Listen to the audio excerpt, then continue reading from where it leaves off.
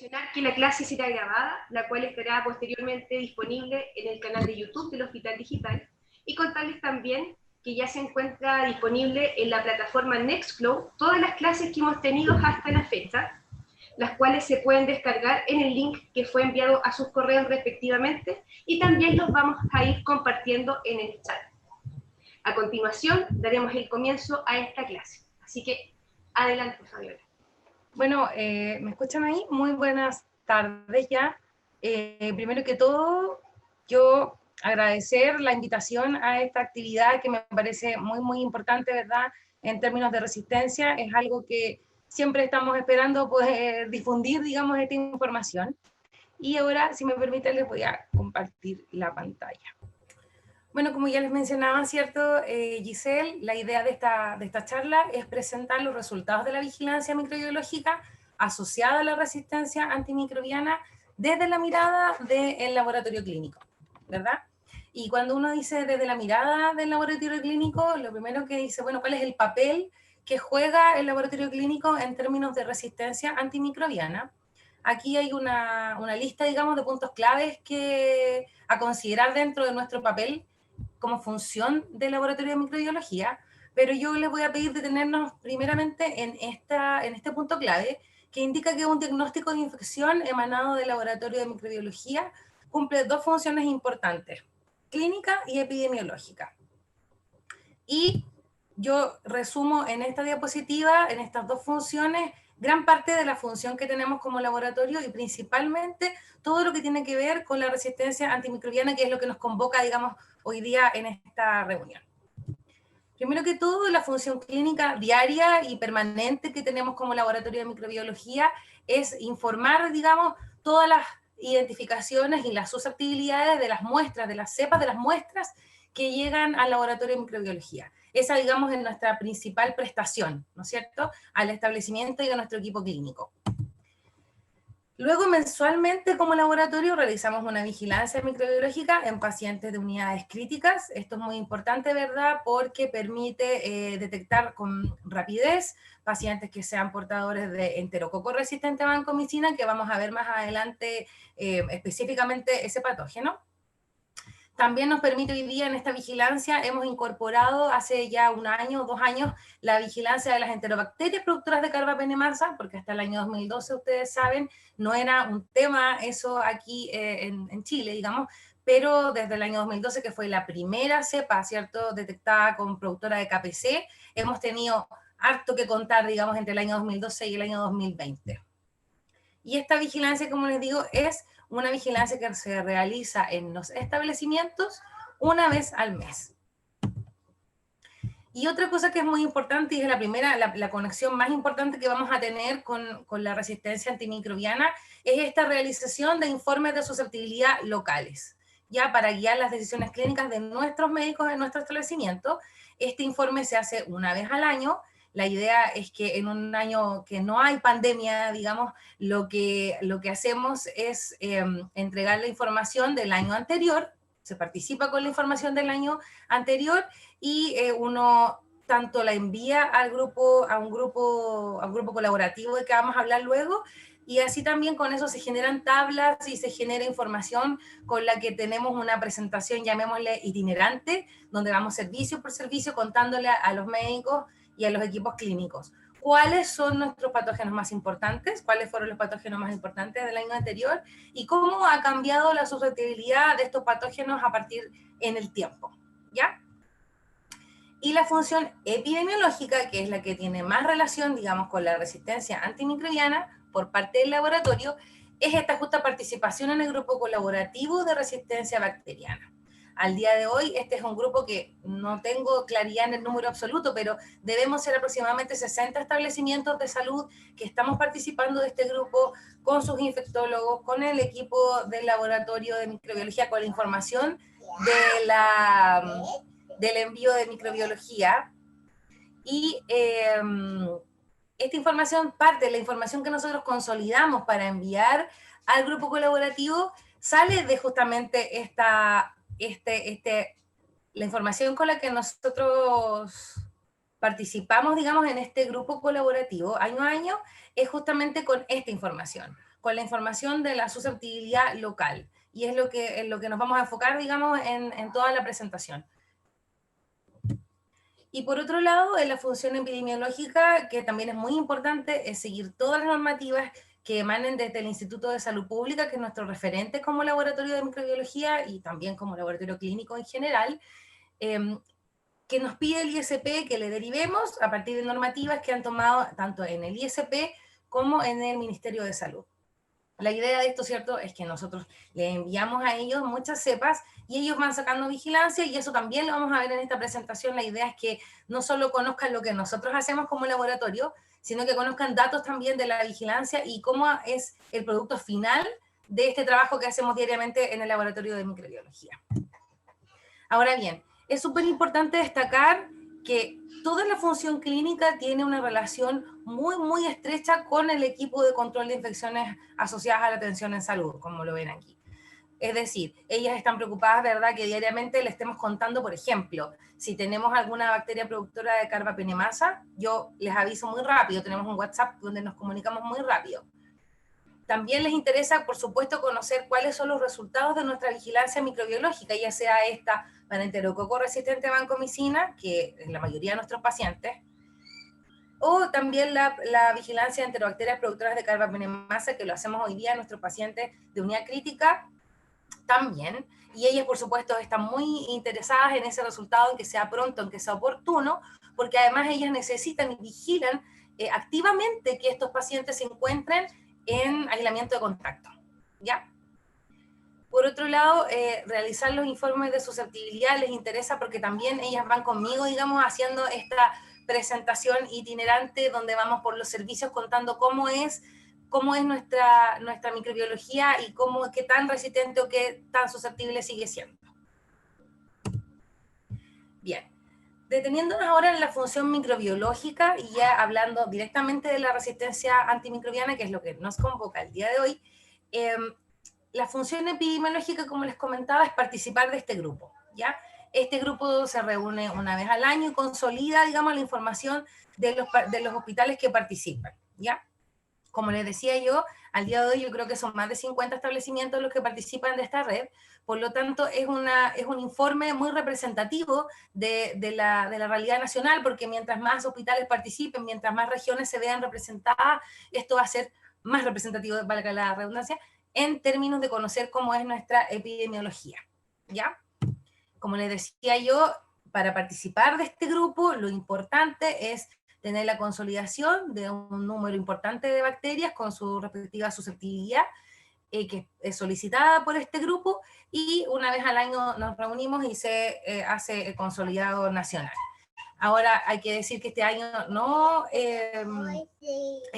se pudo realizar por términos de la pandemia, entonces estamos con esa reunión del grupo colaborativo pendiente a la de este año, digamos, ¿sí?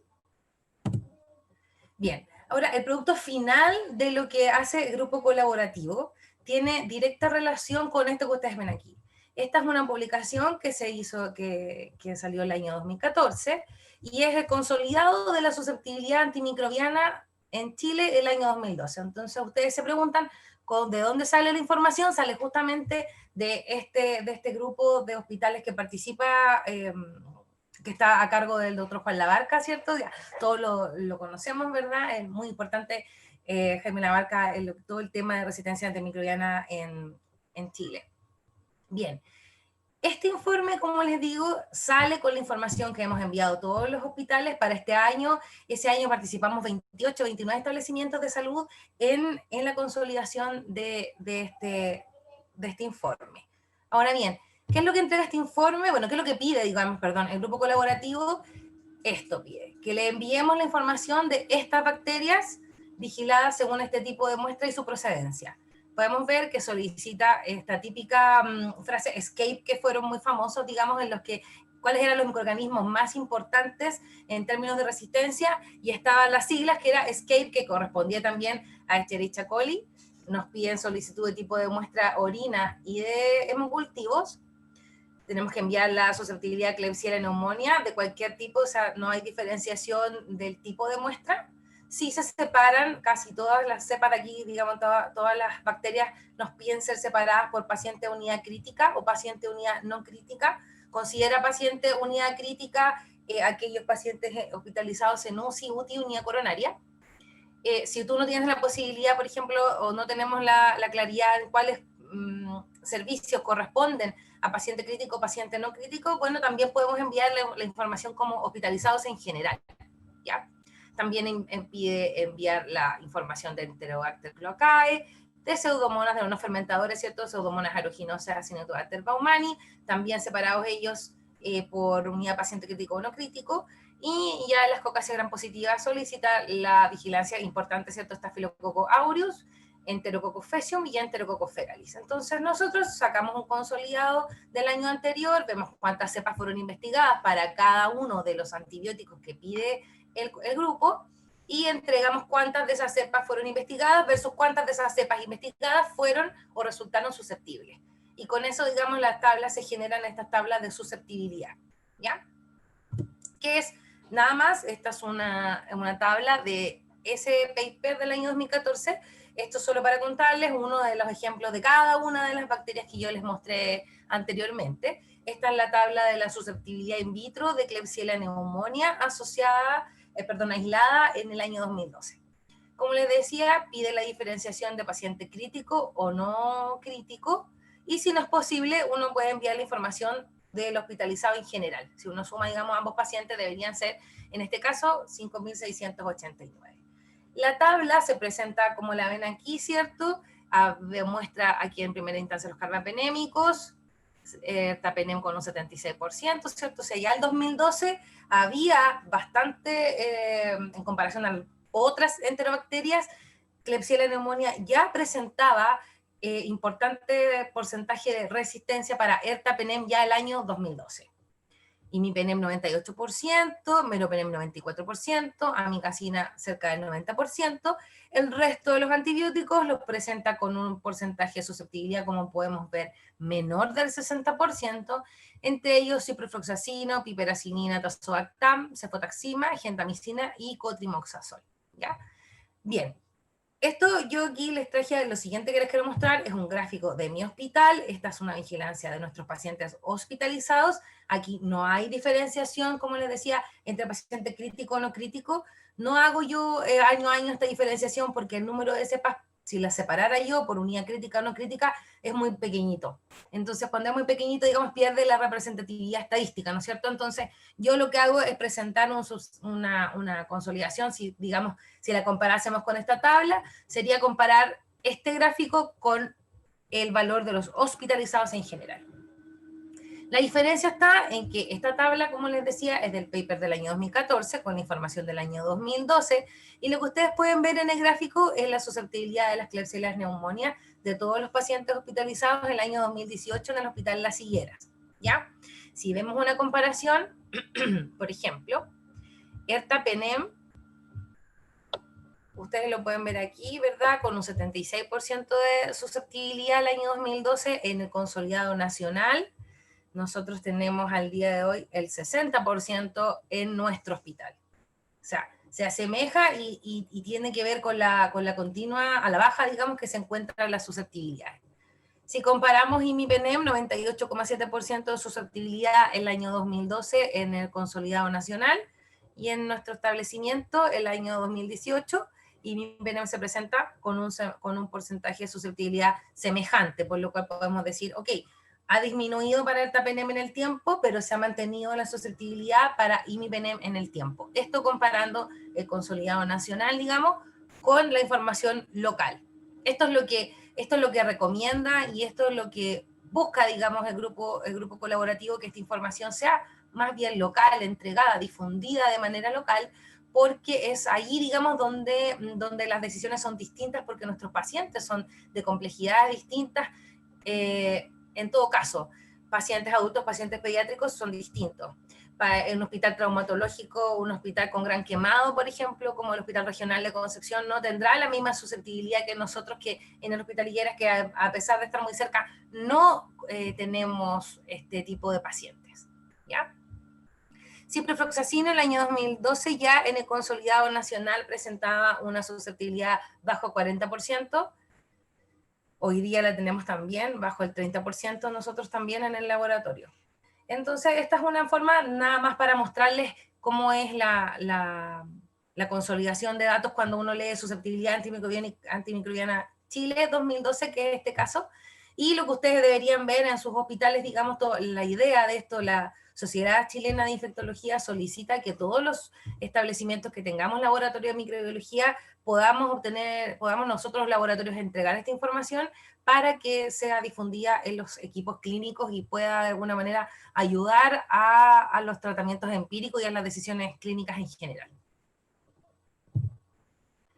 Dicho lo anterior, esto nada más para reiterar lo dicho anteriormente, esta es una parte de la discusión de esa publicación y justamente es lo que comentaba yo anteriormente, ¿no? Revela o releva la importancia de realizar la difusión de la información local de cada establecimiento de salud, porque según cómo sea nuestro PROA, cómo sea nuestro control de uso antimicrobiano, probablemente tengamos alguna diferencia en tanto en qué bacterias son las más importantes en nuestra epidemiología o cuáles son los mecanismos de resistencia más importantes.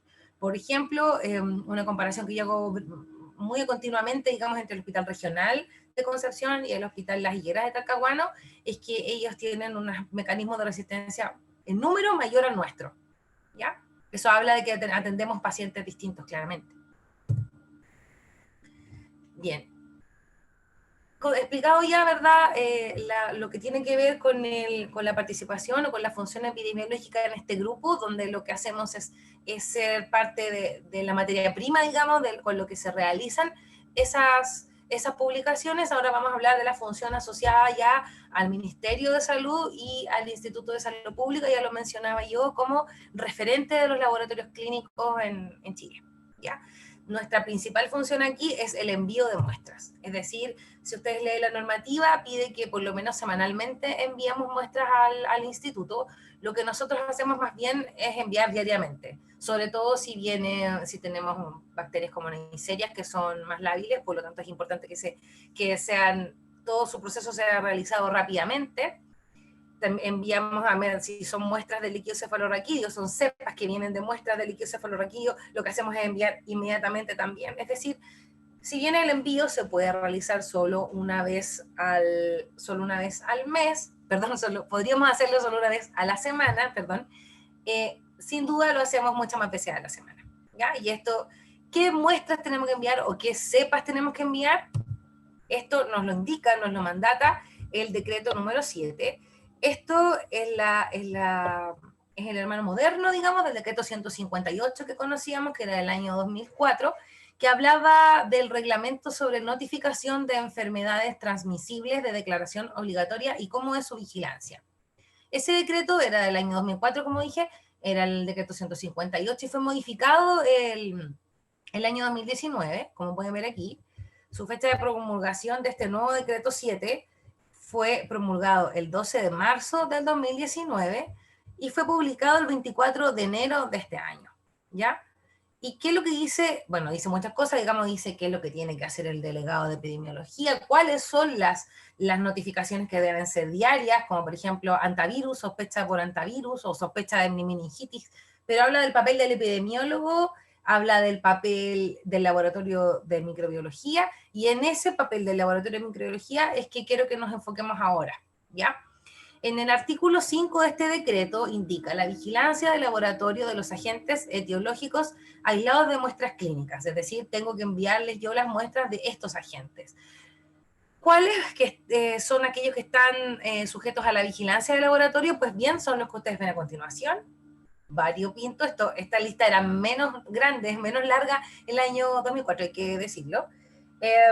Incluye lo más importante, que es lo que yo les he destacado aquí con rojito, incluye a partir de este año, de la promulgación del decreto 7, de la promulgación, habla de este punto, esto no estaba en el decreto 158, que es hacer una vigilancia de los agentes relacionados con infecciones asociadas a la atención en salud, según la norma técnica MinSal de la norma 175. También vamos a hablar de ella, pero les vamos a mostrar la modificación de esta norma, que es el exento 16, que se entregó el año pasado, y que dice que las cosas nuevas tenemos que hacer, o sea, que otras cosas, además de lo que hacíamos antes, que era enviar solamente las cepas de algunos de estos patógenos, además hay que enviar ahora los otros patógenos y enviar también lo que se ha considerado dentro de la norma 175 como agentes que puedan ser importantes para la propagación, digamos, de infecciones asociadas a la atención en salud.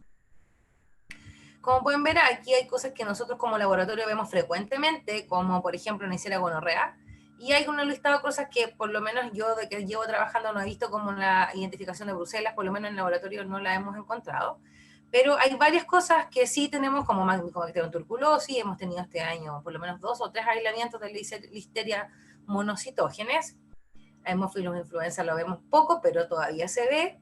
Ya, entonces aquí ustedes pueden ver, se agrega también desde el año 150, del decreto 158, perdón, se agregan la fiebre amarilla, el chikungunya, el dengue y el zika en zonas endémicas, porque ustedes saben, ahora hay laboratorios haciendo este tipo de exámenes ya en vigilancia. Y como les digo, incluye la vigilancia para todos estos patógenos. ¿Y qué es lo que tenemos que hacer nosotros? Es lo que dice aquí, ¿verdad? Los laboratorios clínicos que detecten o aíslen los agentes microbiológicos señalados en el listado anterior, enviarán semanalmente la muestra, o sepa, esa aclaración también la voy a hacer, al Instituto de Salud Pública. El instituto efectuará el estudio de susceptibilidad, que es lo que vamos a revisar ahora, caracterización del agente u otros estudios complementarios, ya según corresponda. La muestra o cepa enviada debe acompañarse de los formularios, porque hoy día tenemos formularios específicos para envío de cepas por resistencia, que incluye que en comparación a lo que teníamos que hacer antes no nos pedía a los de inhibición ni la concentración de la SIM. Hoy día estos formularios para el envío de resistencia, pues sí lo piden. ¿Y qué es lo que hace el Instituto de Salud Pública? Bueno, consolida toda esta información y frecuentemente, periódicamente, están actualizando estos boletines de vigilancia que ustedes pueden ver aquí, ¿ya? Esta es la página del Instituto de Salud Pública, hay una parte que dice boletines de vigilancia, uno lo pincha, y puedes buscar aquí, esta es solo una fotografía, pero si uno pone buscador aquí, vas a encontrar, están en orden de actualización. Aquí está, por ejemplo, la actualización, la publicación, perdón, la fecha de la publicación. Y bueno, también para contar que con estos artículos es que hemos hecho parte de esta presentación. Y lo importante es que no solo habla de la resistencia y no solo habla de la susceptibilidad, sino que además también habla de cuáles son los grupos etarios, por ejemplo, donde estos agentes están atacando, porque como les digo, es la información que sale toda, ya sea de los formularios o del análisis de las cepas o muestras que enviamos nosotros al Instituto de Salud Pública. ¿Ya? Bien. Para comenzar, yo les mostraba, digamos, anteriormente, perdón, la lista, ¿cierto? Si volvemos, aquí está la lista. De estos hay varias cosas informes que son actuales, muy actuales, que tiene el instituto y que son los que yo me permito presentarles ahora. Vamos a hablar primero de la vigilancia de Neisseria gonorrea. Ustedes saben, Neisseria gonorrea es el patógeno, el segunda ITS más importante, la gonorrea, digamos, la segunda ITS más importante en Chile. Por lo tanto, la vigilancia de este patógeno es importante. Además, ustedes saben, Neisseria gonorrea ya ha presentado cepas en Latinoamérica que han resultado resistentes a ceftriaxona, ¿ya? Desde el año 2007 en Latinoamérica en Latinoamérica se han presentado casos. Al día de hoy, al 2017, se han reportado cepas resistentes a cepas de Neisseria gonorrea, resistentes a ceftriaxona en Canadá, en Estados Unidos, en Argentina y en Brasil. De estos casos, como les digo, el más anterior apareció el año 2007. ¿Ya? Entonces, por eso para nosotros es importante, digamos, conocer cómo es la vigilancia y cómo ha cambiado tanto la presencia de gonorrea y su resistencia o su susceptibilidad. ¿Ya? Permiso, voy a tomar un poquito de agüita. Bien. Lo primero que vamos a ver aquí es el gráfico de los números de cepas confirmadas de Neisseria gonorrea. En el eje X vemos los años, ¿verdad? Y en el eje Y vemos el número de cepas. Fácilmente podemos ver, ¿verdad?, que en el tiempo, en estos 8 años de vigilancia epidemiológica, ha sido notorio el aumento de cepas confirmadas de Neisseria gonorrea. Pasamos de una vigilancia el año 2010 con una confirmación de 500 cepas a el año 2018 están confirmando 2.400 cepas. O sea, lo primero que nos llama la atención es decir, ok, efectivamente la gonorrea es un problema de salud también. Nosotros hemos tenido pacientes identificados con gonorrea en pacientes de 12, de 13 años, así que de verdad que creemos, quienes estamos aquí, vemos que de verdad es un problema de salud pública. Y por eso también, como dijimos, es muy importante que conozcamos cómo es la susceptibilidad de Neisseria gonorrea en Chile. En esta vigilancia, este es el gráfico de la susceptibilidad en el tiempo. Ustedes pueden ver los años en el eje X, en el eje Y podemos ver el porcentaje de susceptibilidad. La buena noticia, digamos, ¿cierto?, es que la línea amarilla, que corresponde a ceftriaxona, no baja del 100%, quiere decir que durante todos los años de la vigilancia, todas las cepas confirmadas por el Instituto de Salud Pública como Neisseria gonorrea han resultado ser susceptibles a ceftriaxona. ¿Ya?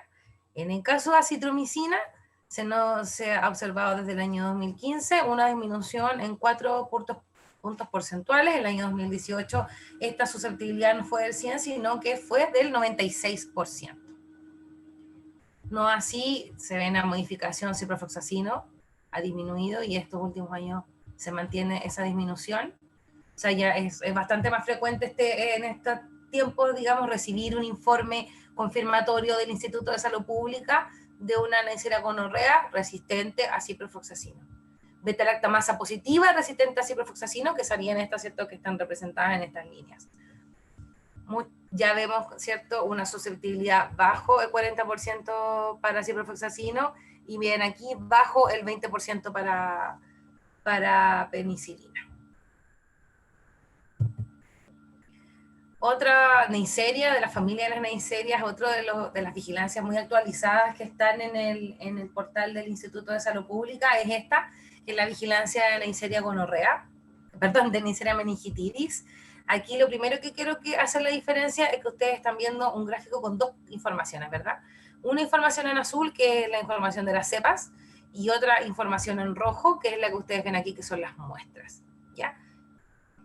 Lo primero que quiero hacer la diferenciación aquí es por qué hay cepas y por qué hay muestras, ¿verdad? Bueno, las cepas que ustedes ven representadas en azul son aquellas cepas de Neisseria meningitidis que nosotros en los laboratorios de microbiología encontramos en el cultivo microbiológico. Llegó una muestra de cualquiera, X, ¿cierto?, ya sea de sangre, de líquido cefalorraquídeo, se aísla un Neisseria meningitidis y por las mismas normativas anteriores que hemos revisado, tengo la obligación de enviarlo inmediatamente al Instituto de Salud Pública. Y aquí estarían contenidas. O sea, tuvimos un cultivo, cualquier origen, ¿cierto?, sangre, líquido cefalorraquídeo, etc. Hay una Neisseria meningitidis y aparece en la cepa. ¿Cuándo empiezan a aparecer las muestras? En el año 2011, en la circular de la vigilancia de las meningitis bacterianas, lo que se veía era que, bueno, parece que había meningitis donde el cultivo no era positivo, pero sí tenían un citoquímico alterado. ¿A qué corresponde un citoquímico alterado? En la misma circular del año 2011 lo indica, las que tengan proteínas sobre 100 o que tenga glucosa bajo 40, indica que puede ser un citoquímico alterado que relacionado, digamos, que pudiese ser sospechoso, digamos, de una meningitis bacteriana.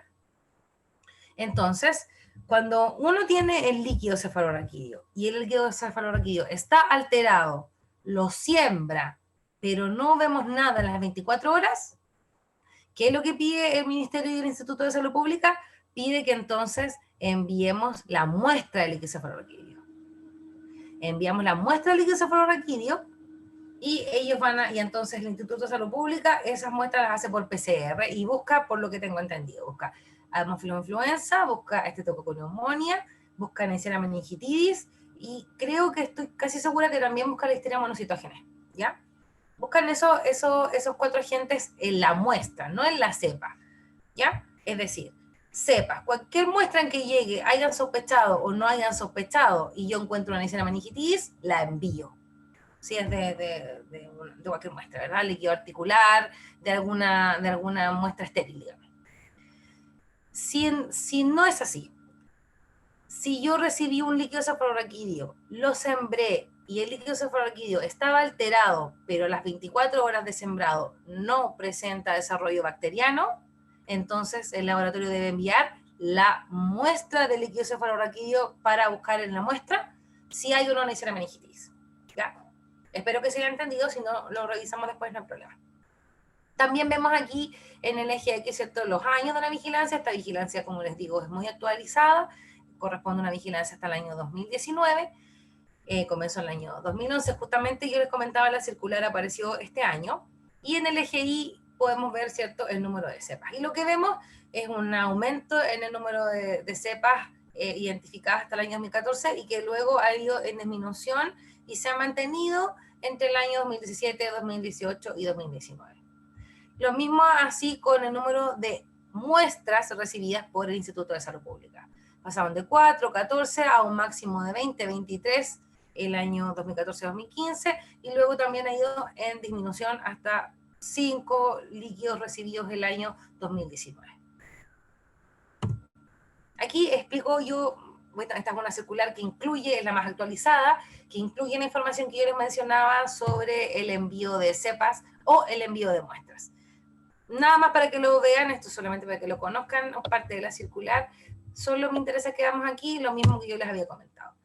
Para la vigilancia de casos sospechosos, ¿cierto?, de obtener cultivos positivos, como dice aquí, la cepa tiene que ser confirmada por el ISP. Ellos van a caracterizar por serogrupo, van a hacer el estudio de susceptibilidad, lo mismo que harían con cualquiera de otras cepas del decreto 7, ¿ya?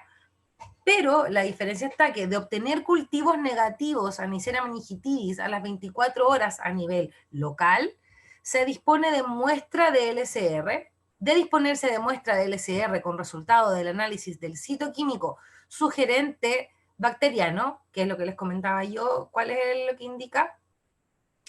Proteínas mayor a 100, glucosa menos de 40, la aparición de polimorfos nucleares también.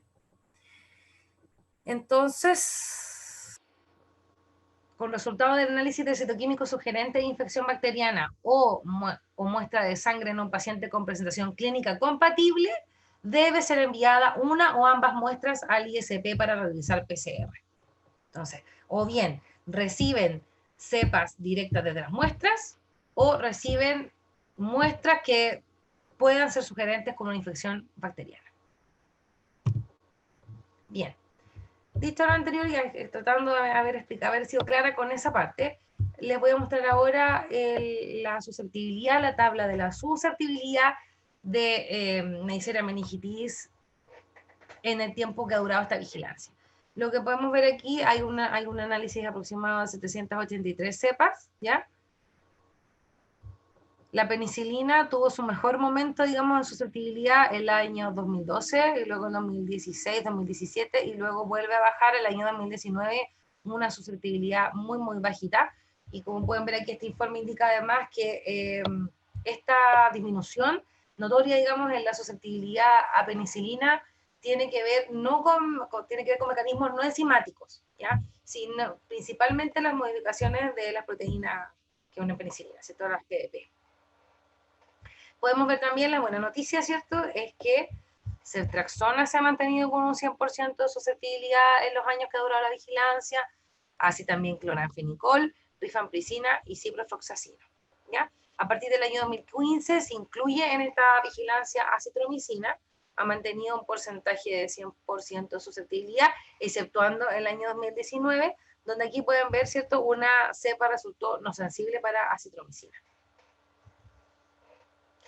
En resumen, entonces, podemos ver que, a contrario de Neisseria gonorrea, no se ve un aumento de cepas confirmadas en el instituto, pero sí, bueno, son mucho más importantes, digamos, por las manifestaciones clínicas que puede generar este patógeno, pero la buena noticia es que la susceptibilidad a ceftriaxona también se mantiene en el 100%. También tiene muy actualizado el ISP en esta vigilancia, en estos reportes que les comentaba yo. Tiene aquí, ¿cierto?, el reporte, la vigilancia también de salmonela, una vigilancia de toda la salmonela, digamos, una vigilancia que incluye los años 2014 al año 2018. Aquí se reportan recibidas más de 20.000 cepas de salmonela en el periodo, ¿ya? Aquí ustedes pueden ver, perdón, más de 10.000. Número de cepas recibidas por año y la tasa por 100.000 habitantes. Vemos que había una disminución en el número de muestras confirmadas, de cepas confirmadas, ¿ya? Del año 2014 hacia el 2017, de 2.337 en 2014 a 2017 con 1.719, pero luego hubieron algunos brotes que hicieron aumentar, digamos, nuevamente la tasa y así también el número de cepas confirmadas por el Instituto de Salud Pública, con 1.937 cepas confirmadas el año 2018, ¿ya? Bien. La susceptibilidad en este caso la vamos a presentar separada en origen de las cepas que sean de origen intestinal, separada de las cepas de salmonela que son de origen extraintestinal, ¿ya? Lo que podemos ver aquí en la vigilancia, como vemos de año 2014-2018, es que hay una disminución en todas las susceptibilidades, no tan grande, digamos, se mantiene, pero hay una disminución leve.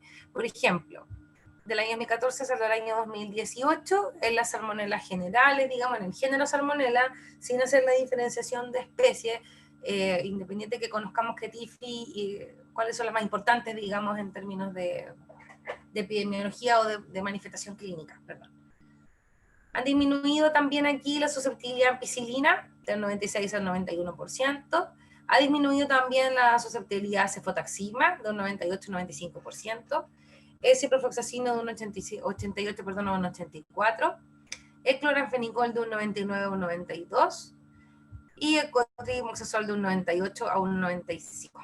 Ya para las cepas de origen extraintestinal, también hay una disminución del 98 al 90% en el caso de ampicilina, en cefotaxima del 98 al 91%, en ciprofloxacino del 82 al 79%, en cloranfenicol de 10 puntos del 90 al 100% y en cotrip de 100 al 93%. ¿Ya?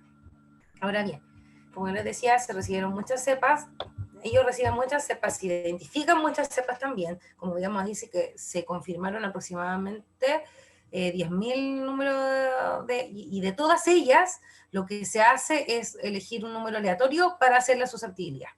Es decir, no es el mismo número de cepas confirmadas, el mismo número de cepas analizadas para la susceptibilidad, por si acaso ven ustedes esta diferencia, ¿sí? Pero de todas las cepas que sí fueron aleatoriamente seleccionadas para incorporarse en la vigilancia de antimicrobiana, el 4,1% de las cepas detectó mecanismos de resistencia y de ellos el más importante fue la producción de beta-lactamasas de espectro extendido, ¿ya? O sea, la producción de BLE. No de la C, que es su, digamos, su beta-lactamasa de siempre, digamos. Otra vigilancia que tiene muy actualizada también el Instituto de Salud Pública, que la alcanzamos a ver, digamos, en las últimas actualizaciones que tiene el Instituto, es la vigilancia al estreptococo neumonía, ¿ya? Esta gente también es muy importante y también se hace un seguimiento sobre todo a los serogrupos que aparecen debido a las cepas que están incorporadas o no están incorporadas en las diferentes vacunas que hay para estreptococo neumonía, ¿ya? Aquí también, igual que con la Neisseria meningitidis, vamos a ver que tenemos un gráfico que incorpora sangre y muestras, ¿ya? Aquí número de cepas y muestras de estreptococo neumonía, de ENI. ENI quiere decir enfermedad neumocócica invasora, confirmada por los laboratorios según origen y año, desde el año 2011 al año 2019. Lo mismo que todos los gráficos, ¿cierto? En el eje X vemos los años y en el eje Y vemos el número de casos o el número de cepas recibidas. Vemos que el número de cepas recibidas de sangre se mantiene relativamente normal, digamos, ¿verdad? Normal, digamos, se tiene en un promedio cercano a 600 muestras, 600 cepas recibidas de sangre. Lo que sí se ve es un aumento en el tiempo, pasamos de 73 en el año 2011 a 127 cepas de estreptococo neumonía aisladas del líquido cefalorraquídeo. O sea, Las cepas aisladas en sangre se han mantenido en estos años, pero las cepas procedentes del líquido cefalorraquídeo han ido en aumento, ¿ya? También en verde está la barrita de los otros líquidos estériles, pero también se han mantenido, pero con un número mucho menor. El mayor número que podemos ver aquí fue el 2019, con 49 cepas recibidas con procedencia otros líquidos estériles, ¿ya? Y aquí se presenta la vigilancia. Disculpen, voy a modificar aquí. No sé cómo sacar esta pantallita, pero me tapa eso. Ah, y sale mejor, perfecto. En la tabla de la susceptibilidad, lo que podemos ver, ¿cierto? Aquí hay una diferenciación para estos dos beta-lactámicos, en penicilina y cefotaxima. Hay una diferenciación en los puntos de corte, tanto para cuadros meningios como no meningios, ¿ya? Entonces, es lo que se presenta en esta primera tabla. Sabemos primero penicilina y cefotaxima, diagnóstico meningio o no meningio, con su porcentaje de susceptibilidad y resistencia. Lo que vemos es una disminución bastante importante en estos 9 años de vigilancia, 8 años de vigilancia, de las cepas de estreptococcus que vienen del líquido cefalorraquídeo en penicilina. Penicilina disminuye casi en 10% o un poquito más la susceptibilidad si comparamos el año 2011 con el año 2019. O sea, la susceptibilidad a penicilina de estreptococcus en cuadro meningio, penicilina disminuye. Si es un cuadro no meningio, al contrario, se ha subido un punto porcentual la susceptibilidad, pero se mantiene casi en el 98-99%. O sea, estreptococcus de un cuadro no meningio, se ha mantenido, ¿cierto? Uno podría decir casi siempre, casi la certeza, casi siempre van a ser susceptibles a penicilina. No así si tengo un líquido cefalorraquídeo positivo para este patógeno. ¿Ya? En cambio, si miramos ahora cefotaxima, vemos en el cuadro meningio que ha habido un aumento en la susceptibilidad, ¿ya? Casi de 10%. También, bueno, el informe también indica que debe tener relación con cuáles son las cepas que ahora están en la vacuna, entonces modifica, digamos, cuáles son las cepas que andan dando vuelta y que son las que encontramos, digamos, en nuestros pacientes y que son las que van a llegar finalmente al ISP. O sea, esta modificación podría tener alguna relación con las cepas que están incluidas, digamos, en la vacuna para el estreptococcus neumonía. Si el cuadro es meningio o si el cuadro no es meningio, estamos en una susceptibilidad del año 2019 muy cercana entre el 95 y el 99%. ¿Ya? O sea, casi todas nuestras cepas de estreptococcus neumonía, ya sean cuadros meningios o cuadros no meningios, en el tiempo se han mantenido susceptibles a cefotaxima. Ahora cambiamos la línea de qué antibióticos vamos a investigar. Ahora cambiamos y estudiamos eritromicina, levofloxacina y vancomicina. Bueno, lo más importante aquí, ¿verdad? Es decir, bueno, vancomicina se ha mantenido en todos los años de la vigilancia, también con un 100% de susceptibilidad. Eritromicina también ha ido en aumento la susceptibilidad, como pueden ver, siendo el menor año el año 2011 con un 64% y la mayor susceptibilidad, si no me equivoco, el año 2013 con un 74,5% de susceptibilidad. Levofloxacino también casi en el 100%, siendo su peor momento, yo creo, aquí con un 99% de susceptibilidad. Es decir, también podemos ver con esto, concluir, digamos, que la susceptibilidad a estreptococcus neumonía se ha mantenido independiente de si el cuadro es meningio o no, en un 100% para vancomicina. Se ha mantenido un levofloxacino independiente de si es meningio o no es meningio, cerca del 100%. Y la eritromicina también independiente de si es meningio o no meningio. Esa susceptibilidad lentamente ha ido en aumento. Bien. Esas tres cosas que yo les mostré aquí eran, 3 o 4 patógenos, eran las vigilancias más actualizadas que tenía el Instituto de Salud Pública en el portal, ¿ya? Y eso se las mostré y me pareció interesante.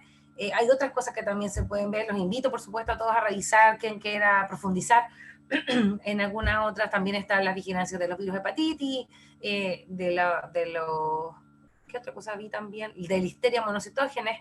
La listeria, yo les decía, es un patógeno que aparece poco, pero es bastante agresivo, así que es una vigilancia muy importante. ¿Ya?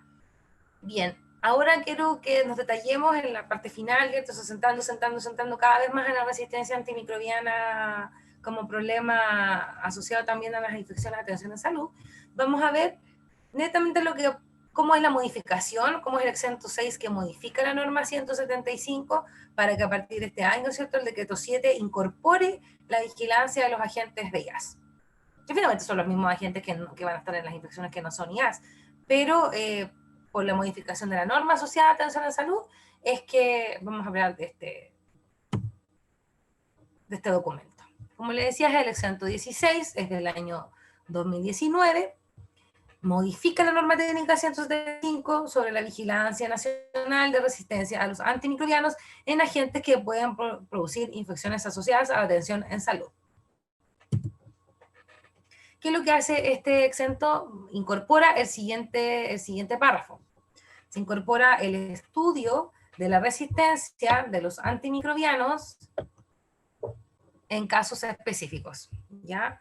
¿Cuáles son estos casos específicos? Dice, los siguientes microorganismos por presentar patrones específicos de resistencia a los antimicrobianos de importancia para la salud pública o por requerir exámenes especiales para diagnosticar resistencia, se deben enviar al laboratorio de microbiología del Instituto de Salud Pública al momento de ser identificados por los prestadores institucionales públicos y privados del país en las situaciones específicas que a continuación se describen.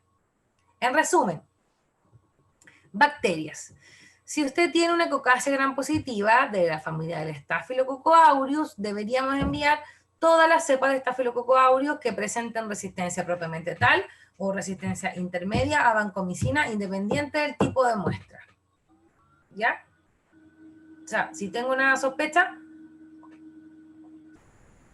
de Staphylococcus aureus resistente a vancomicina, pues tengo que enviarla al Instituto de Salud Pública, y ahora con este formulario que pide información un poquito más elevada, como qué tabla de la CLSI se está ocupando para la interpretación del resultado, cuál es el método que usted hizo la identificación o la susceptibilidad, digamos, de vancomicina, etcétera, ¿ya? También pide enviar todas las cepas de Staphylococcus aureus que sean resistentes a cloxacilina, es decir, meticilino resistentes, que hayan sido aisladas en hemocultivos. ¿Ya?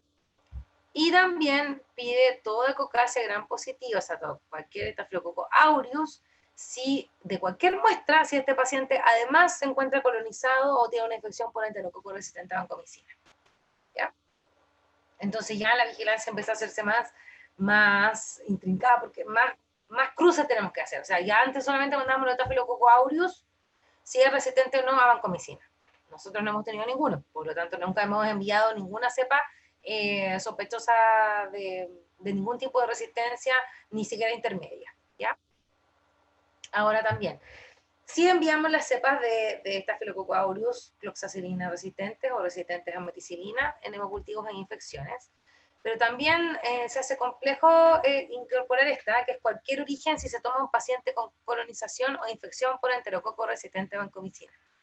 Para el laboratorio de microbiología me voy a tener solo un segundito comentando que es un poco compleja esta parte, y lo vamos a ver también con varias otras cosas que pide la nueva normativa, porque cuando nosotros como profesionales del área de microbiología estamos informando, ¿cierto?, un Staphylococcus aureus meticilino resistente, no tenemos la información, digamos, en la pantalla para saber si ese paciente ha sido colonizado o tiene una infección por enterococo resistente a vancomicina. Entonces, lo que estamos trabajando, e imagino que están trabajando casi todos los laboratorios de microbiología para poder cumplir con esta indicación, es trabajar con los proveedores de su sistema informático. Para entonces, cuando yo tenga que informar un Staphylococcus aureus, por ejemplo, resistente a meticilina, cuando yo haga el ingreso del marcador resistencia a meticilina, debería el sistema decirme, ojo, este paciente además tenía un aislamiento con enterococo resistente a vancomicina. ¿Ya?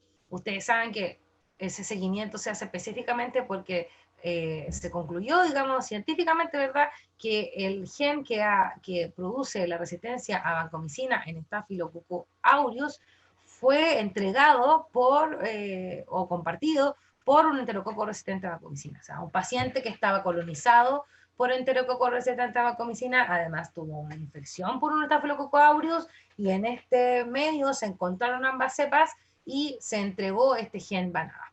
¿Ya? Entonces, Por eso es que se tiene, por eso sin duda es que se incorpora en esta vigilancia, pero le hace un poco más complejo ahora al laboratorio de microbiología hacer este cruce de información. Pero estamos trabajando en ello, así que me imagino que otros hospitales lo tienen hecho también, pero nosotros lo estamos trabajando, espero ya para el próximo año. Bien, hasta aquí comentar que el Instituto de Salud Pública también en estos boletines tiene la información de este boletín que se llama la vigilancia de resistencia a vancomicina en bacterias, pero que hasta ahora, como nadie ha mandado muestras diciendo que nadie ha mandado cepas, digamos, al Instituto de Salud Pública diciendo yo tengo una cepa resistente a vancomicina, lo que ellos hacen es hacer el desvío, ¿no? Hacen la susceptibilidad o la vigilancia a vancomicina a partir de las cepas productoras, perdón, a las cepas resistentes a meticilina. Espero haber sido claro. O sea, la vigilancia para vancomicina, la materia prima, porque como nadie manda todavía, vamos a ver que no hay resistencia a vancomicina en Staphylococcus aureus, como nadie envía eso, este protocolo, perdón, este informe de vigilancia ha salido con la información de las cepas que hemos enviado a los laboratorios de microbiología, que han sido resistentes a meticilina y que han sido aisladas en sangre. ¿Ya? Bien. Aquí tenemos entonces el número de cepas resistentes a meticilina que el Instituto de Salud Pública ha recibido durante los años de la vigilancia o recibió durante los años de la vigilancia para estudiar la resistencia a vancomicina. El año en que más muestras se recibieron fue el año 2017 con un número de 370 cepas. En el gráfico, ¿cierto? Lo mismo que en todos, en el eje X los años y en el eje Y el número de cepas, ¿ya? Pero podemos decir que nos mantenemos sobre 300 muestras que están siendo enviadas al Instituto de Salud Pública para el análisis de varios parámetros, entre ellos, ¿cierto?, la susceptibilidad a vancomicina. Bien, aquí hay una tabla con la resistencia antimicrobiana de las cepas confirmadas como meticilino resistentes por el laboratorio de referencia, según año y antimicrobiano. Esta es como harta información, pero vamos desglosándola de a poquito. Lo primero que tenemos que decir aquí, la buena noticia, ¿cierto?, es que hasta el año 2018 no hubieron de ninguna de las cepas recibidas resistentes a meticilina por el Instituto de Salud Pública, ninguna de ellas resultó ser resistente a vancomicina. Esa es la buena noticia. O sea, Chile no reporta hasta el día de hoy resistencia a vancomicina en cepas de Staphylococcus aureus, ¿ya? Tampoco ha reportado dentro de todo este tiempo una resistencia intermedia, tampoco. O sea, no hay resistencia ni hay intermedia, o sea, solo hay cepas susceptibles, ¿ya? Lo que sí hubo el año 2015 es una cepa, una H heteroresistente, que presentaba un punto de corte entre medio, ¿ya? Que fue aislada en el Hospital Regional de Concepción. Ya fue un caso que se publicó, por supuesto, hay harta información sobre él. Era una mujer mayor que había tenido mucho tiempo de hospitalización y tratamiento con vancomicina por una osteomielitis que después terminó con los puntos de corte un poquito más altos, no siendo resistente, pero un poquito más alto, y ahí pero tampoco alcanzaba a hacer ni incorporarse a la vigilancia ni como bacteria resistente ni como bacteria intermedia. Bien. Eritromicina con una disminución en el tiempo de la vigilancia del 97% pasamos a un 89%, perdón, 84% en el año 2018 la susceptibilidad, mantenemos un promedio entonces en la vigilancia del 89%. Clindamicina 87%. Ciprofloxacino, 92%. Gentamicina, 63%. Tigeciclina, aquí la tigeciclina no presenta ningún intermedio y presenta una pequeña resistencia en el año 2017 acá, un 0,3%. Por eso es que el total de la vigilancia de todos los años en porcentaje es 0,1% en resistencia. Pero el Linezolid tampoco en ninguno de los años resultó, digamos, ninguna cepa ser resistente ni intermedia a Linezolid durante la vigilancia. En resumen, entonces, ¿cierto? Se mantiene en 100% la susceptibilidad a vancomicina, si lo decimos al revés, se mantiene una susceptibilidad sobre el 99,9% en tigeciclina en todos los años de la vigilancia, y se mantiene también un 100% de susceptibilidad para linezolida. En el caso contrario, sí se ven disminuidas las susceptibilidades de eritromicina, de clindamicina, de ciprofloxacino y de gentamicina. ¿Ya?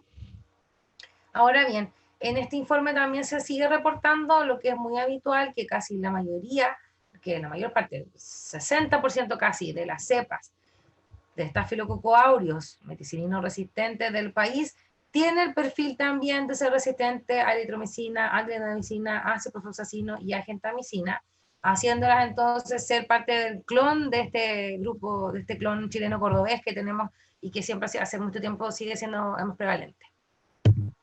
¿Ya? Ahora, hilando más fino en la susceptibilidad a vancomicina, ustedes saben que aquí la idea es seguir muy finamente, sobre todo aquellas cepas que estén por aquí o que estén por aquí. Estas que están por aquí, igual que las mandamos, digamos, las deberíamos mandar al Instituto de Salud Pública. Podría haber algo ahí, ¿no es cierto? Pero son las menos, como podemos ver. Ya, son muy las menos. ¿Qué vemos aquí? El año 2014 está en rojo, el año 2015 se encuentra en verde, el año 2016 está en violeta, el año 2017 en celeste y el año 2018 en naranjito. Y lo que vemos es que casi todas las cepas se encuentran con el mayor porcentaje de susceptibilidad, o sea, con el mayor porcentaje de su SIM bajo el 1 microgramo ml. ¿Ya? O sea, la mayor parte de las cepas se encuentra con una SIM 95 de 1. O sea, no hay resistencia a vancomicina y casi todas las cepas que hay de Staphylococcus aureus meticilino resistente tienen una SIM igual o menor a 1. ¿Ya? Si modificamos ahora, si vamos a esta misma exento donde se modificaba la norma 175, pero ahora vamos a hablar de los bacilos gram negativos, ¿qué es lo que pide aquí? Pide específicamente, aquí aclara ya por favor, solo se enviarán cepas de infecciones, incluyendo las cepas identificadas localmente como parte de un estudio de brote. Se excluyen cepas que provengan de colonizaciones. Deténganse un poquito en ese punto porque lo vamos a revisar con detalle más adelante. ¿Ya? Se excluyen las cepas que provengan de colonizaciones. Lo vamos a entender, digamos, por qué se tomó esa decisión, la vamos a entender en la diapositiva siguiente. Bien.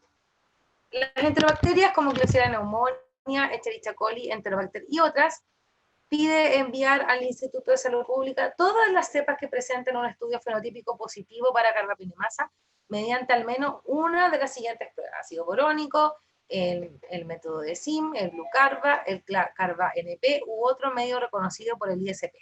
¿Ya? O sea, todas las cepas que presenten fenotipo de producción de carbapenemasa deben ser enviadas al Instituto de Salud Pública. ¿Ya?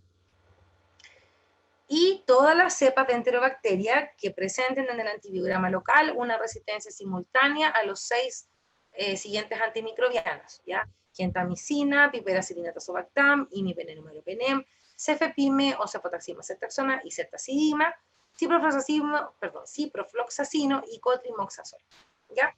Y aquí también vemos lo que les comentaba anteriormente. O sea, esto es fácil realizarlo como laboratorio de microbiología. Es fácil porque vemos la disminución en aloinhibición o vemos una SIM particular y lo que hacen las tecnólogas que trabajan conmigo me entregan a mí la muestra y yo le hago la identificación o la búsqueda de carbapenemasa.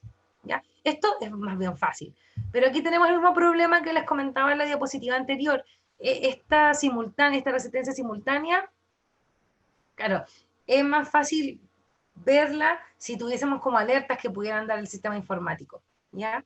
Que uno las pudiera, más que ver en todas, más que estar buscando cepa por cepa, fuera algo más rápido de ver en la medida en que nosotros vamos sacando los antibiogramas del equipo, ¿ya?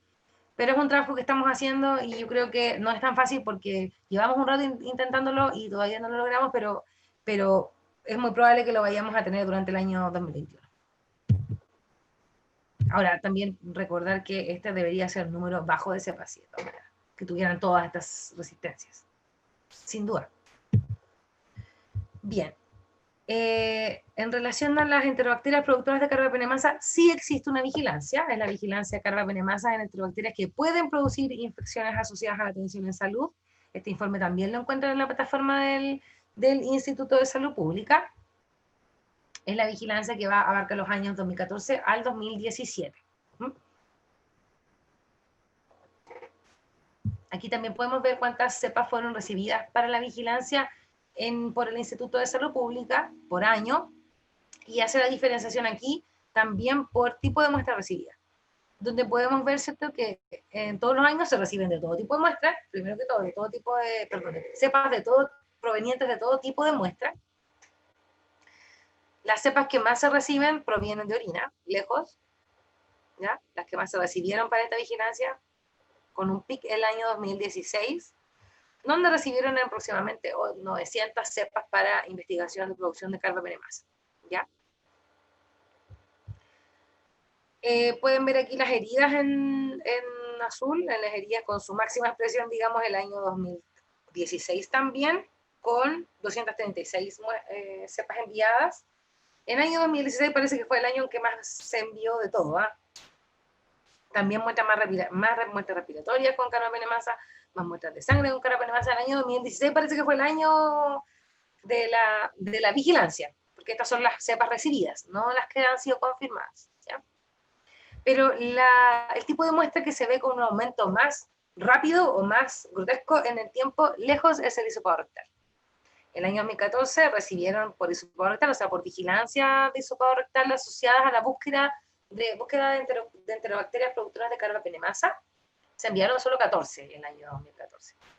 Pasaron a 70 en el año 2015 y pasaron a 211 en el año 2016. ¿Ya? Ese otro dato también tenganlo presente para explicar por qué pasó lo de la diapositiva anterior. Bien. Cuando vieron esta la confirmación, estas son las positivas, porque hay que decir que la mayoría de las cepas, casi el 90% de las cepas que se recibieron en esa vigilancia entre el año 2017 y el año 2018 fueron negativas para la producción de carbapenemasa. Pero no porque los laboratorios estuviésemos trabajando mal, digamos, sino que en ese tiempo lo que había eran test que daban mucho falso positivo, que era el test del ácido urónico, el test de HOT, ¿ya? Era la herramienta principal que teníamos en los laboratorios, y eso se sabía por literatura, que tiene un porcentaje importante de falso positivo. ¿Ya? Entonces era de esperar, digamos, que esta vigilancia resultase con la mayor parte de las cepas resultase negativa. Además, en esa época, el único requisito, si no tenías el test de HOT o si no tenías el ácido borónico, incluso podías mandarla, y te decía, todos los halos de inhibición menos de 22 centímetros o todas las SIM en carbapenémicos mayor a 2, enviar. O sea, no estaban en el cuadro de la resistencia, pero sí tenían disminuida su susceptibilidad, investiguen. Aquellos que no podíamos investigar, que llegamos, que no tuvimos nunca el test de Hodge, que no tuvimos nunca el ácido urónico, llegábamos hasta los halos de inhibición o la SIM y se enviaba. ¿Ya?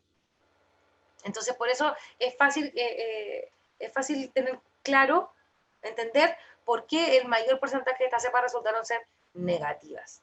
¿Ya?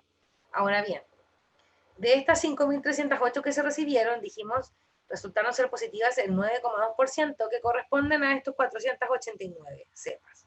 ¿Ya? Aquí ya nos vamos a referir solo a cepas que resultaron productoras de carbapenemasa. ¿Ya? Y vamos a ver aquí, primero que todo, fijémonos en de qué tipo de muestras son donde más se encontraron positivos. Aquí, en el hisopado rectal. De las 489 cepas que encontramos por productoras de carbapenemasa, 274, es decir, casi el 50%, o si no es más, el 50% provenían de un hisopado rectal. Es decir, provenían de vigilancia, provenían de una colonización. Es decir, los pacientes estaban siendo colonizados por enterobacterias productoras de carbapenemasa, pero no había infección, porque los números de la infección son mucho más bajitos. Eso es lo que podemos sacar como conclusión, digamos, de esta tabla.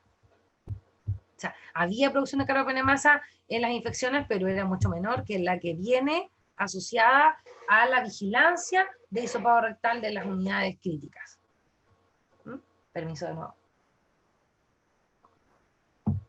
Esta tabla también nos permite ver cuáles son las bacterias más importantes donde se encontraban las carbapenemasas, ¿ya? Y aquí podemos ver Citrobacter freundii, muy importante, se encontró en el hisopado rectal.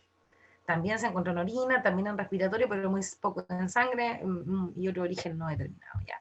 Enterobacter también, Enterobacter fue encontrada más en heridas, mira, Citrobacter freundii no encontramos ninguna en herida, pero también el número máximo lo tiene en el hisopado rectal. El número máximo de Escherichia coli también, el número mayor lo tiene con el hisopado rectal. Klebsiella, lejos, si se fijan, las que más representan estos 489 cepas son las Klebsiella pneumonia, con 239 cepas productoras de carbapenemasa, de las cuales 122, o sea, también la mitad, corresponde o venía o era de procedencia de una vigilancia, de un hisopado rectal. Sin embargo, ojo que también Klebsiella la encontramos en todas las otras tipos de muestras, ¿ya? Oxitoca también, en lo particular quiero mencionar oxitoca porque por lo menos este año 2020 las únicas cepas productoras de carbapenemasa que he tenido enterobacterias han sido Klebsiella oxitocas. Así que aquellos que son de la zona, ojo con la Klebsiella oxitoca, ¿ya? He tenido pseudomonas productoras de KPC, pero eso también es más común, digamos, ¿ya? Como les mencionaba, oxitoca, pero también, más importante siempre, en el hisopado rectal. En resumen, entonces, lo que lleva a decir, cuando hicieron esta vigilancia, dice, ok, pero tenemos producción de carbapenemasa, pero está asociada principalmente a las vigilancias, a la toma del hisopado rectal. No está asociada a las infecciones. Entonces, para hacer un seguimiento más fino, lo que a partir de ahora hacemos es enviar solo incorporar las de heridas, solo las de orina, solo las respiratorias, solo las de sangre y solo las de, bueno, de un origen en particular. ¿Ya? Bien. Aquí también, independiente que aquí tiene mucho que ver con cepas que son positivas, y aquí estamos hablando solo de las 489 cepas que eran productoras de carbapenemasa, podemos ver que qué tipo de carbapenemasa, cuál era el tipo más importante, ¿ya? Eran las KPC, que es la que se encontró en la Klebsiella pneumonia, ¿ya? KPC, entonces, en lejos, la carbapenemasa más importante encontrada en esta vigilancia, ¿ya? Yo debo decir por mi lado, ¿cierto? Para interiorizarlos, la primera producción de carbapenemasa encontrada en el Hospital Higueras resultó ser el año 2018, justamente un Citrobacter freundii, en una paciente de larga data hospitalizada en otra unidad de paciente crítico.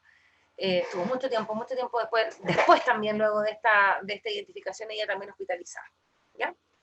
Pero sí también fue KPC. Lo que yo no he tenido es Klebsiella pneumonias KPC, ¿no? Porque las KPC que he tenido, como les digo, han sido principalmente este último tiempo pseudomonas aeruginosas productoras de KPC. ¿Qué podemos ver aquí también? NDM, Nueva Delhi, esta carbapenemasa, el 2015 muy poquito, el 2016 más cepas, y en 2017 aproximadamente 40 cepas, ¿ya? Justamente las Klebsiella oxitoca que yo les mencionaba, productoras de carbapenemasa que he tenido en mi hospital, que han venido de orina también, han sido productoras de NDM. Aquí lo importante tener presente es que nada nos obliga como laboratorio, la última sugerencia que hizo el ISP era que también incorporásemos el análisis de las carbapenemasas, no solo a las enterobacterias, sino también a Pseudomonas aeruginosa y a Acinetobacter baumannii. Eso es lo que nos pide, que le incorporemos para todo. Pero no rige y no dice que usted tenga la obligación como laboratorio de decirme cuál carbapenemasa es. Pero aquellos que trabajamos en la parte de microbiología y a todos los que trabajan con antibióticos, sabemos que es importante el día de hoy conocer qué tipo de carbapenemasa es la que tiene su paciente, porque los tratamientos que hay también van a variar, digamos, en su efectividad contra distintas carbapenemasas. Por ejemplo, solo un ejemplo, ustedes saben que existen estos nuevos dos antibióticos, ceftolozano, tazobactam y ceftazidima, avibactam, ¿ya? Ambos han sido probados en nuestro laboratorio, estoy hablando solo de experiencia propia, digamos, y hemos comparado algunas cepas de Pseudomonas aeruginosa en un brote que tuvimos en año, y no tienen la misma susceptibilidad en ningún caso. Pero además la eficacia de estos dos antibióticos es distinta si usted está hablando de una NDM o está hablando de una KPC o está hablando de una LIM. Eso es lo importante. En algunos casos tengo entendido que, no tengo la tabla, pero no la tengo a mano, digamos, pero hay una de estas carbapenemasas que uno de esos dos antibióticos no tiene efecto y el otro, efectividad, digamos, y el otro sí la tiene. ¿Ya? Entonces es importante para los clínicos que vayamos en los laboratorios peleando la posibilidad de poder identificar además nuestras carbapenemasas. Ya.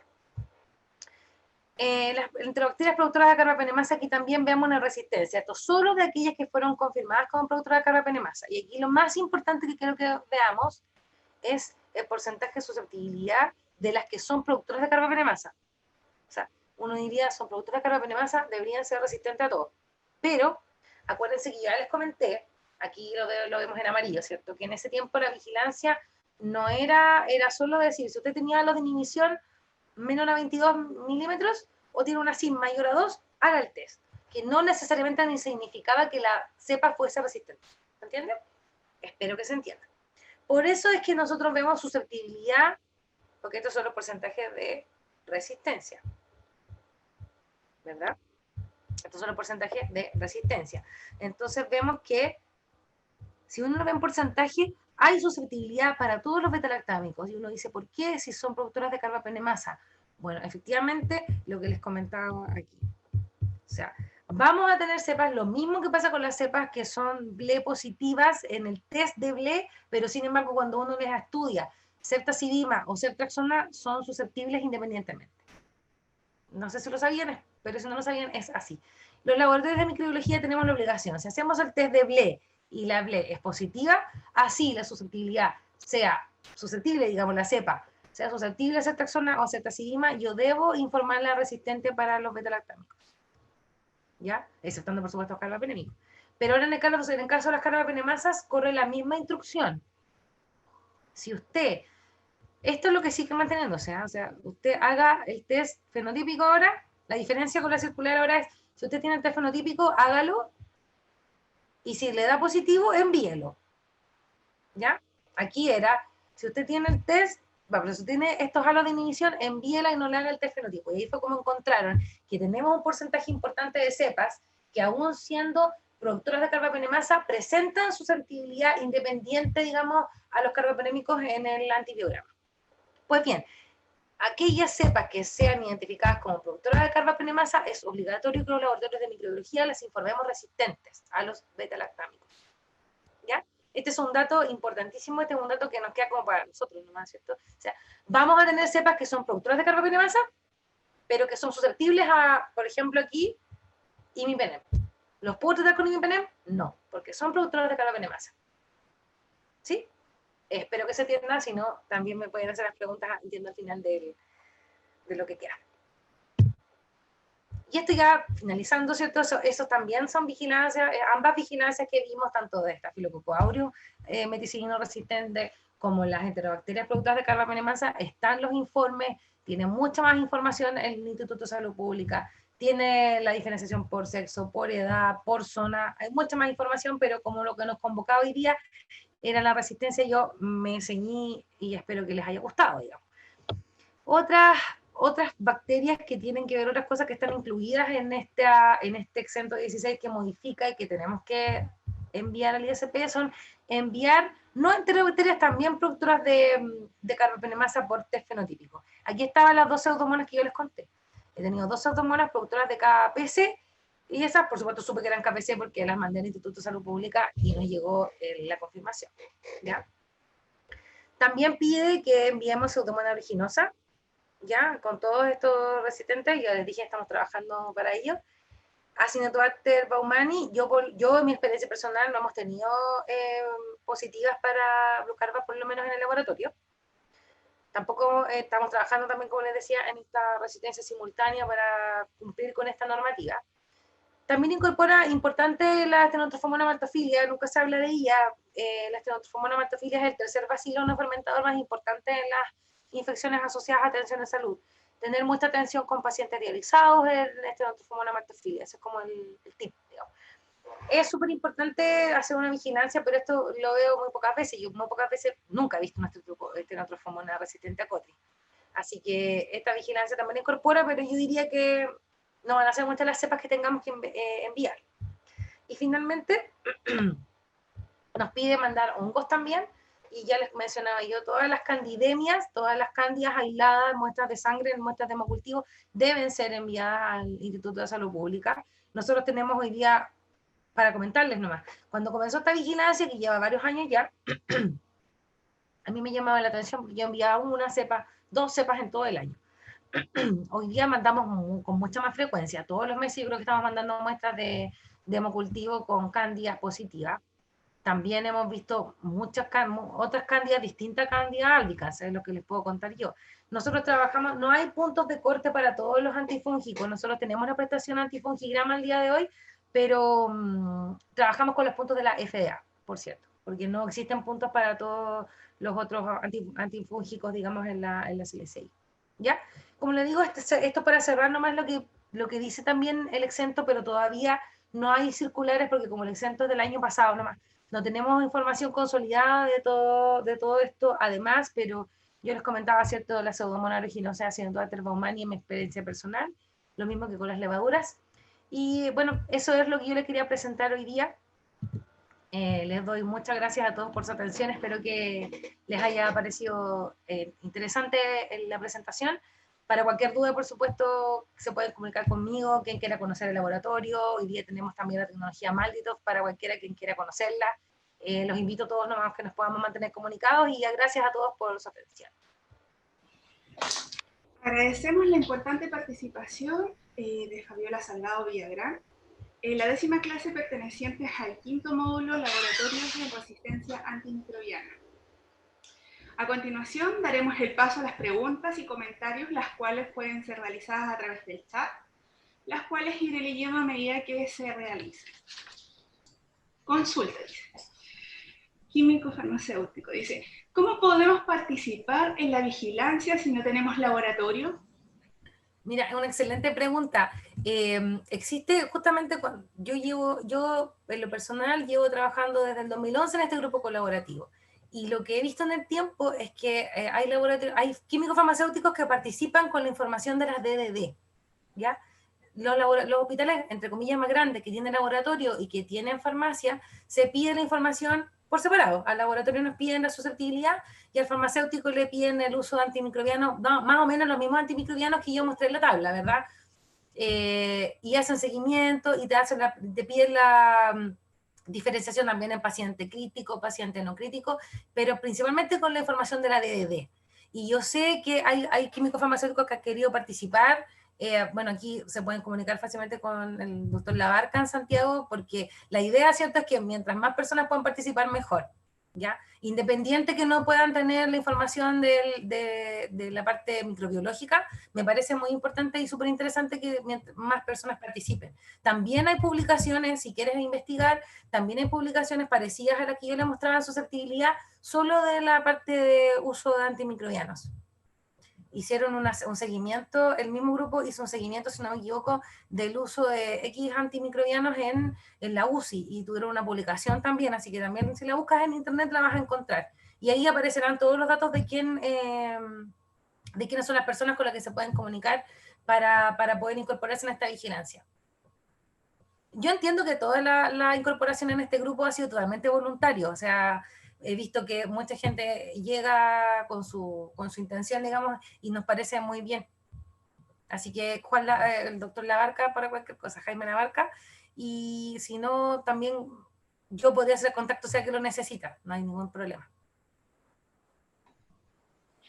Rodrigo Cerey dice, ¿en APS los laboratorios se incorporan en esta vigilancia?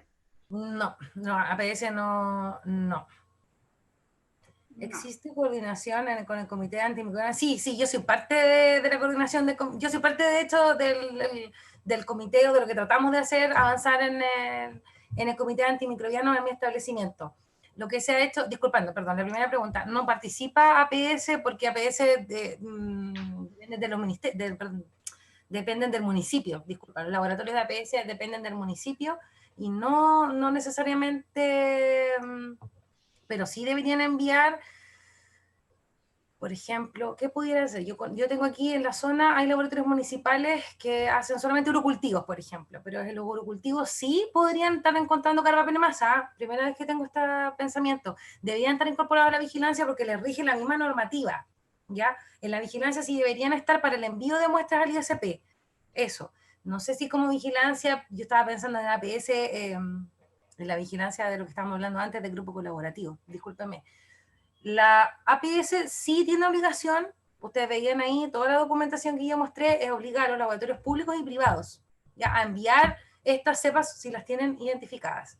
Pienso en qué muestras son las que manejan principalmente APS.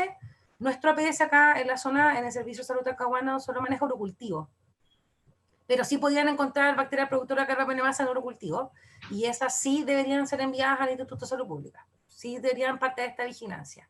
Y ahora sí, la coordinación con el Comité de Antimicrobianos sí la tenemos, trabajamos, bueno, ahora ha sido súper difícil, pero se han trabajado varias cosas con la gente de urgencia, participamos en este comité.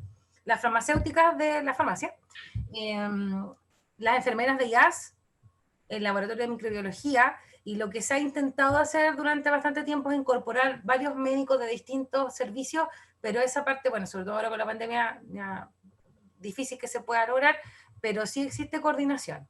Nosotros sí tenemos buena comunicación, por ejemplo, yo tengo una comunicación directa con los dos farmacéuticos que están, el farmacéutico que tenemos en UCI, que es Pamela Tolosa, y Pablo, que ahora está en medicina y cirugía, y ellos tienen comunicación directa conmigo.